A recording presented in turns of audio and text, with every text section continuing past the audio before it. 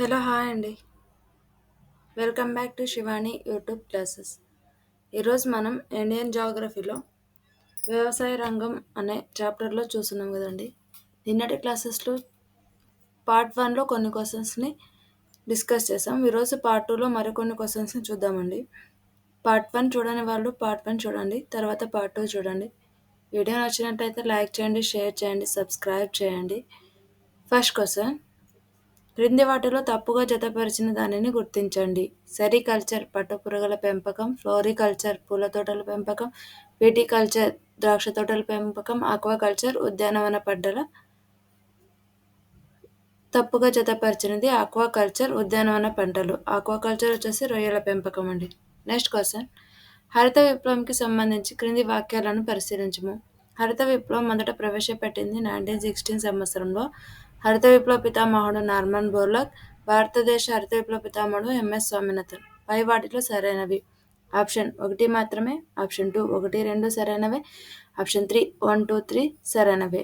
Answer is 1, 2, 3 సరైనవే. Next question, హరిత విప్లవంకి సంబంధించి సరికానిది. ఆహార ధాన్యాల విషయంలో స్వయం సమృద్ధి సంపాదించడం. హరిత విప్లవాన్ని ప్యాకేజ్ ప్రోగ్రాం ప్రవేశపెట్టారు. హరిత విప్లవంలో గోధుమ పంట విషయంలో అధికోత్పత్తి వంగడాలను సృష్టించడం. రెండవ హరిత విప్లవాన్ని 2007లో ప్రవేశపెట్టారు.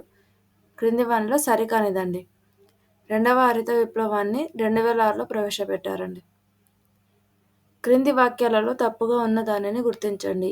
హరిత విప్లవాన్ని మొదట ప్రవేశపెట్టిన రాష్ట్రం పంజాబ్. హరిత విప్లవం వల్ల ఎక్కువ ప్రయోజనం పొందిన పంటలు గోధుమ. హరిత విప్లవం వల్ల ఎక్కువ ప్రయోజనం పొందిన వాణిజ్య పంట ప్రత్తి. హరిత విప్లవం వల్ల ఎక్కువ ప్రయోజనం పొందిన కూరగాయ టమోటా. తప్పుగా ఉన్నది వచ్చేసి టమోటా కాదండి, బంగాళాదుంప ఎక్కువ ప్రయోజనం పొందినది. హరిత విప్లవం వలన దేశంలో కలిగిన ప్రయోజనాలలో లేనిది ఏది. వ్యవసాయోత్పత్తులు ఉత్పాదకతలు పెరిగాయి. దేశంలో ఆహార భద్రతను సుస్థిరం చేసింది. పర్యావరణ సమతుల్యం దెబ్బతిన్నది. పారిశ్రామిక అభివృద్ధికి తోడ్పడింది. ప్రయోజనాలలో లేనిదండి. పర్యావరణ సమతుల్యం దెబ్బతిన్నది అన్నది నష్టాలలో వస్తుందండి. హరిత విప్లవం వల్ల ఎక్కువ ప్రయోజనం పొందిన నూనె గింజలు వేరుశెనగ, ప్రొద్దుతిరుగుడు, గోధుమ, మొక్కజొన్న, ఆవాలు, నువ్వులు.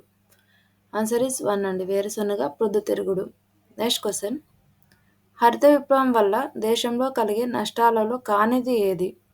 ఆప్షన్ 1 ప్రాంతీయ అసమానతలకు దారితీసింది. ఆప్షన్ 2 మృత్తిక నాణ్యతను దెబ్బతీసింది. ఆప్షన్ 3 దేశంలో ఆహార భద్రతను సుస్థిరం చేసింది. ఆప్షన్ 4 పర్యావరణ సమతుల్యం దెబ్బతిన్నది. ఆప్షన్ 3 అండి కానిది, దేశంలో ఆహార భద్రత సుస్థిరం చేసింది. హరిత విప్లవాన్ని మొదట ప్రవేశపెట్టిన రాష్ట్రాలు. Option 1 Punjab, Haryana, Uttar Pradesh. Option 2 Maharashtra, Gujarat. Option 3 Assam, Arunachal Pradesh. Option 4 Bihar, Punjab. Answer is option 1 Punjab, Haryana, Uttar Pradesh. Evergreen revolution అను కార్యక్రమానికి జాతీయ కమిషన్ అధ్యక్షుడు స్వామినాథన్ ఎప్పుడు పిలుపు ఇచ్చారు. 1960, 2005, 2006, 1970. ఎవర్ గ్రీన్ రెవల్యూషన్, దీనినే సస్య విప్లవం అంటారు. 2005లో అండి. 1960 వచ్చేసి హరిత విప్లవం, 2006 వచ్చేసి రెండవ హరిత విప్లవం, 1970 వచ్చేసి శ్వేత విప్లవం అండి.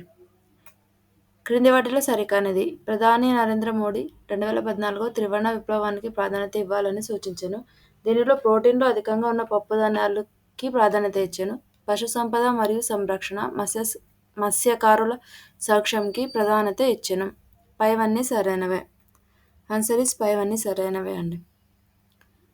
నెక్స్ట్ క్వశ్చన్, దేశంలో పాలు మరియు పాల ఉత్పత్తులు అధికం చేయడం కోసం ఉద్దేశించిన పథకం. ఆప్షన్ 1 హరిత విప్లవం. ఆప్షన్ 2 శ్వేత విప్లవం. ఆప్షన్ 3 పసుపు విప్లవం. ఆప్షన్ 4 బ్రౌన్ విప్లవం. ఆన్సర్ ఈస్ ఆప్షన్ 2 శ్వేత విప్లవం. నెక్స్ట్ క్వశ్చన్, శ్వేత విప్లవ పితామహుడు ఎవరు. Option 1 Norman Borlaug. Option 2 Varghese Kurien. Option 3 MS Swaminathan. Option 4 Harilal Chowdary.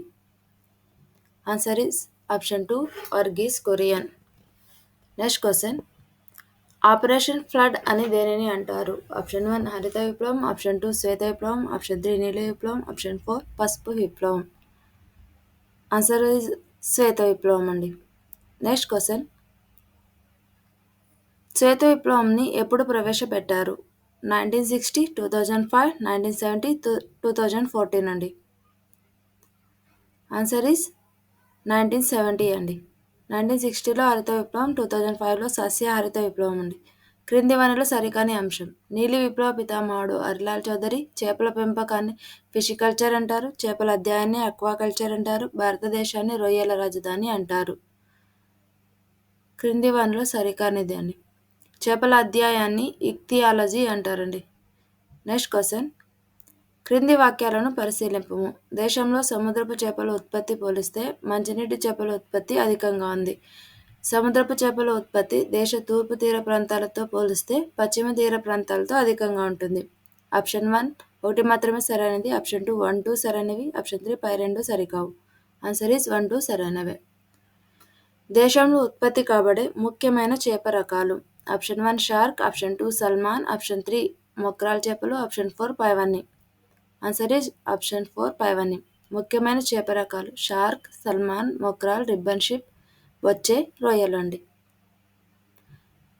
చెరువులు, కొలనులు, సరస్సులలో చేపలు, రొయ్యల పెంపక విధానాన్ని ఏమని అంటారు?